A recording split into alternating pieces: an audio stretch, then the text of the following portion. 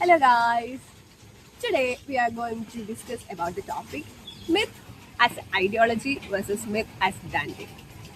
So myth has long functioned as a powerful ideological tool shaping social values, hierarchies and collective identity through narrative. In contemporary culture, however, myths are increasingly transformed into branding instruments repackaged for markets, media, and mass consumption. So, today we are going to explore how myths are transformed from a sacred narrative to a commercial symbol. In your opinion, can myth survive when it becomes a logo? Yes, a myth can survive when it becomes a logo, in my opinion. But it changes. It becomes more lighter. They'll be usually represented by something, maybe like a mascot that younger generations can relate to mostly. Like you see it everywhere. It will be a representation of the myth, but um, it will be something that you can relate to. It keeps the myth alive. For example, as a Malayali, I can mostly relate to Onam. It is a myth.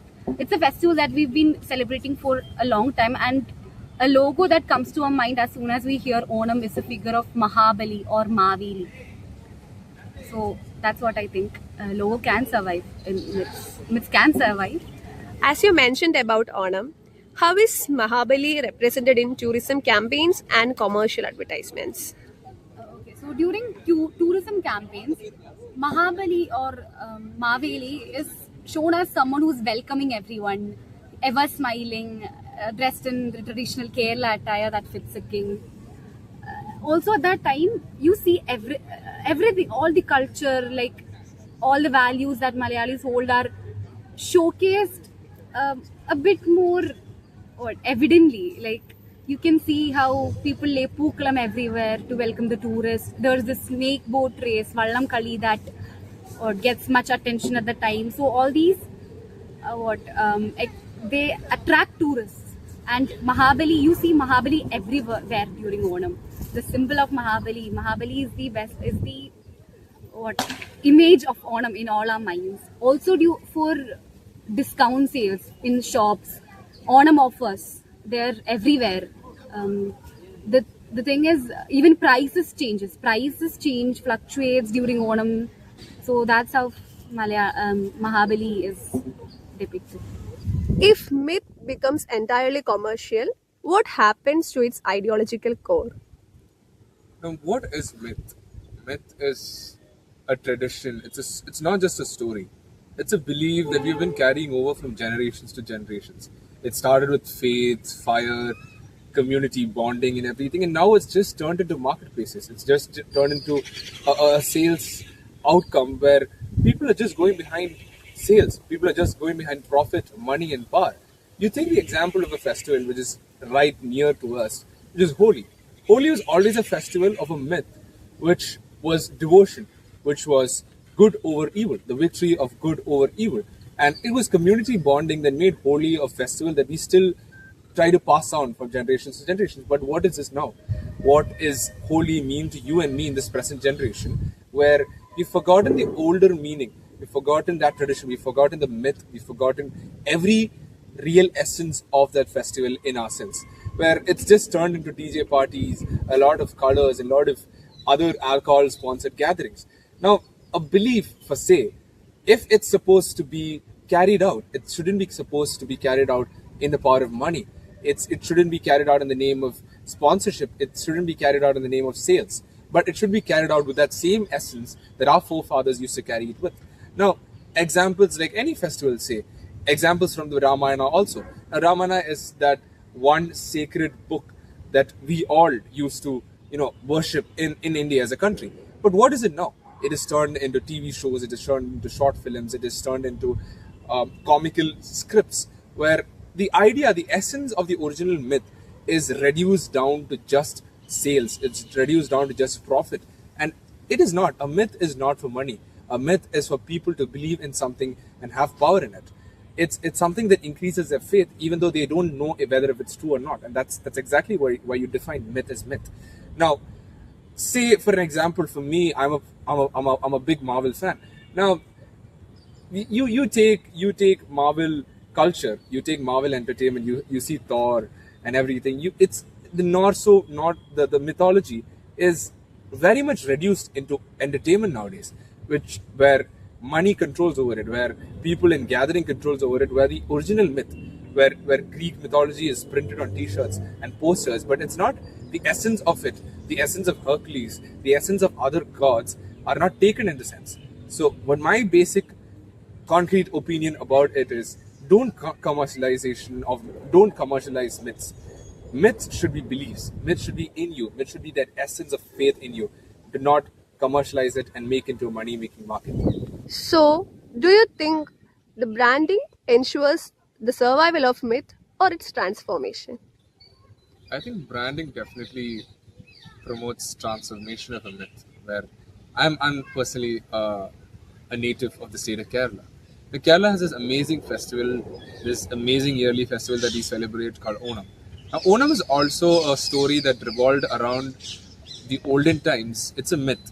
So the myth which revolves around Onam is that you have Mahabali, a king, and the king during the time of the king, you had zero poverty. You have zero. The happiness of people were immense, and people used to share. People used to be equal, and the king was very happy with everyone, and everyone, his the people in the kingdom was also happy with the king. Now, what do we see now?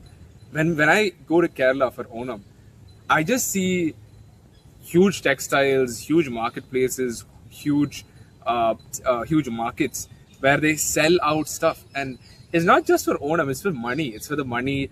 It's for the marketing. It's for the branding of Onam. You take in money. You take in thousands of rupees just for a piece of sari, in the name of Onam.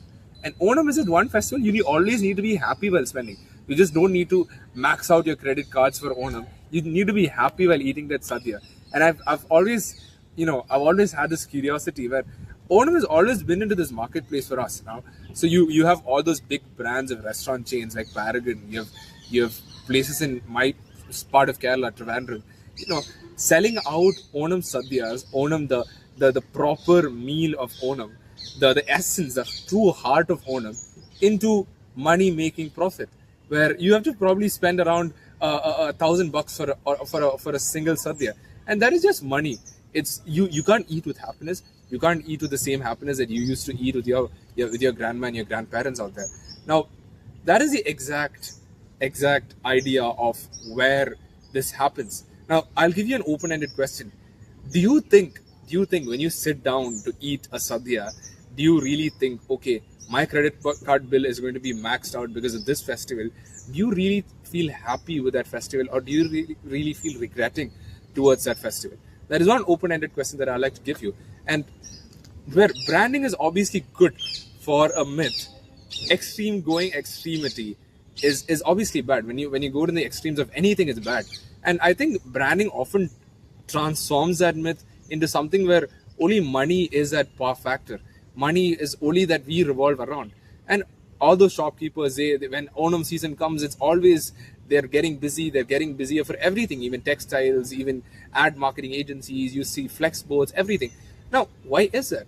How did we as a generation turn into that? How did we as an era turn into that?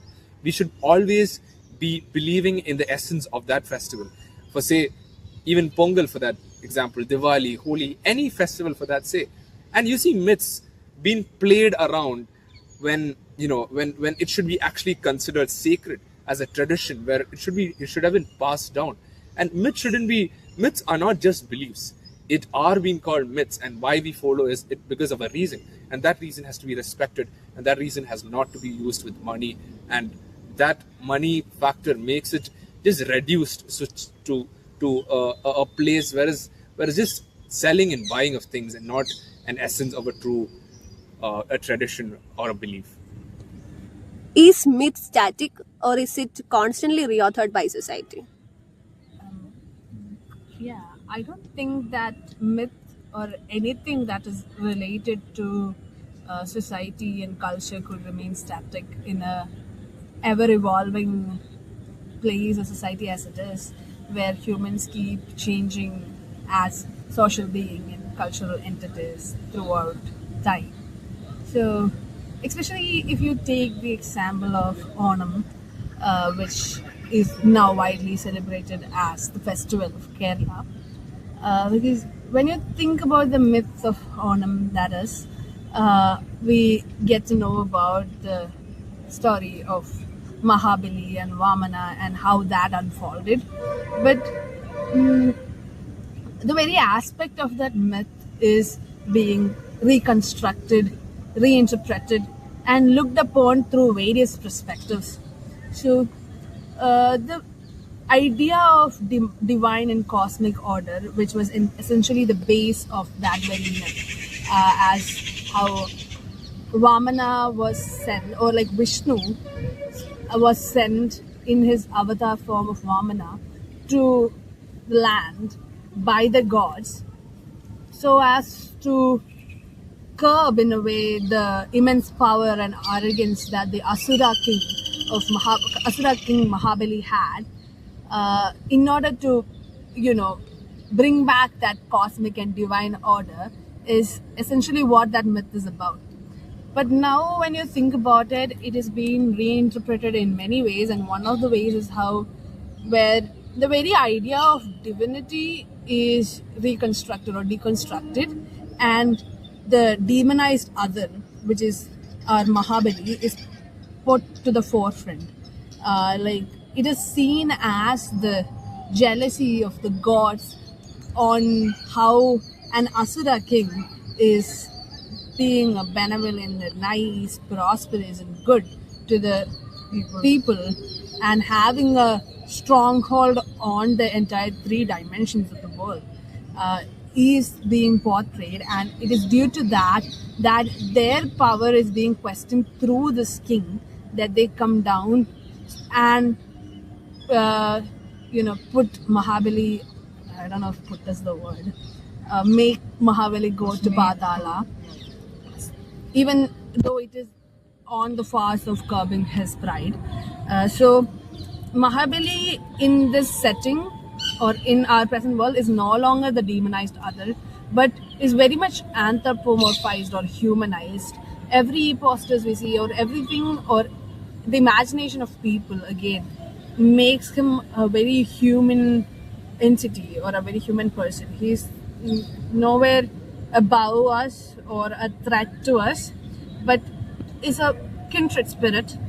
And I think he is picturized as most of the kings in earlier times. So that kind of comes in. He's not like an otherworldly gigantic creature, but a human aspect is drawn into it. And this retelling can go into kind of periodic restoration of social order in a world that is constantly being gone through anarchy. And so it is also a kind of foretelling that the idea of prosperity, even though when it's lost, can eventually return. And there is also the aspect of naturality to it. That is this very myth is about cyclicality and the natural world. That there is always a coming back of harvest. About there is a ritualization of the natural order, so, or the cyclical nature of ecology and natural element. So that is being mythified or ritualized through it. That the harvest, the surplus, the abundance can come back, and it celebrates that harvest of the geographical landscape of Kerala as such. And another aspect of this retelling is that, or this dynamicity of the myth, is that it is no longer very religious, or it is no longer subdued into that Hindu mythological aspect of it or Hindu religious aspect of it, but is being celebrated as a secular celebration or festival where the entirety of the Kerala population comes together and have a nice time. No, as Lindsay mentioned about the cyclicality of the myth, I believe that taking the example of Onam itself, the very concept of how a seed is sown into the soil and then it emerges out, or it is followed by harvest, is being mythified into the festival Onam in Kerala. It is maybe Pongal in Tamil Nadu, or even the spring and harvest festival in Greek traditions, where there it's the journey of Persephone between hell and her return back to land. So there, when she goes to hell, that symbolizes fall or winter, and when she returns, it symbolizes spring. Similarly, in the myth of Kerala, when Maveli goes to the underworld, that's when we have the seasons of maybe, seasons of not so much of plenty and all, but when he returns, that's when Keralites celebrate the harvest season of Onam. So the very concept of the natural idea or the biotic idea of a seed being sown and it's re-emerging as a natural abundant resource is what is being mythified into such narratives. So this very all these examples points out to the fact that myth is never static. Rather, it is very fluid, and the story, the boundaries, the characters, they are reconstructed according to different cultures and the time periods which they embody. So that's what I think. Okay, so in your opinion, how does globalization affect regional myth identities? I think since I was talking about Onam, I'll just take that itself. So globalization has in a way turned everything into a brand, into a product you can sell. Only then it sustains in a society which is so commercialized and so much into the consumer culture aspect of things. So I feel like Onam, when it comes to this festival of Onam, Mahabali himself has become a brand. So every shop you go to, or like every restaurants you go to, you see a cut figure of him just standing there welcoming you, and he has the menu of that restaurant, or has like which clothes that the textile shop has. It's basically the welcome gesture of Mahabali, which symbolizes the whole season. Again, and not just that, I think the very aspect of globalization has made a spreading out of the season of, or like, sorry, not the season, the festival of Onam, which was kind of being restricted to the geographical location of Kerala into a wide range of places. The communities which, or like the Malayali diasporic communities which is being, or which are being in different parts of the world, come together and celebrate Onam, which again has an aspect of remembrance, coming together, the thought of unity that's being evoked, because there is always a sense of fragmentation once you're removed from your roots. So the festival definitely brings back that sense of belonging and rootedness, but at the same time we cannot fall the blind eye towards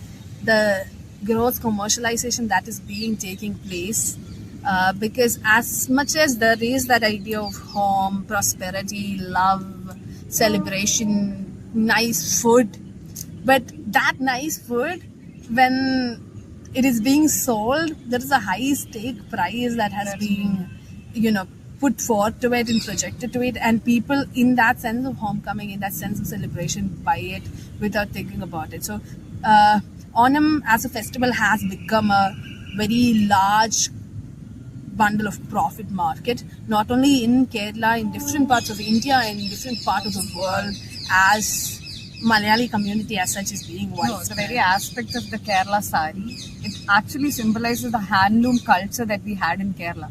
But when it is taken out of the context, and when the commercial aspect is being projected in countries, outside, abroad, the whole thing of commercializing it to a point where it's very expensive, yet people buy it to have that sense of feeling their home, that has to be questioned. Like, that idea of unity comes with the mass reproduction of things, and everything you get is a copy of a copy of a copy. If she is wearing something which she is which she has bought from a brand under the like label of Onam collection, I would be having the exact same thing. So it's just a mere reproduction that is taking place rather than the celebration of a original handloom culture, which is rooted in specific traditions and cultural values. So while globalization has brought the idea or the concept of Onam to the forefront or has given so much to it,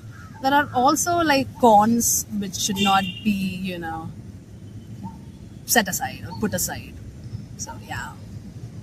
So, the transformation of myth from ideology to branding reflects broader changes in how culture operates within consumer society. While ideology shapes belief systems, branding reshapes perception and participation in new economic context. So, that's it for today. Thank you for watching.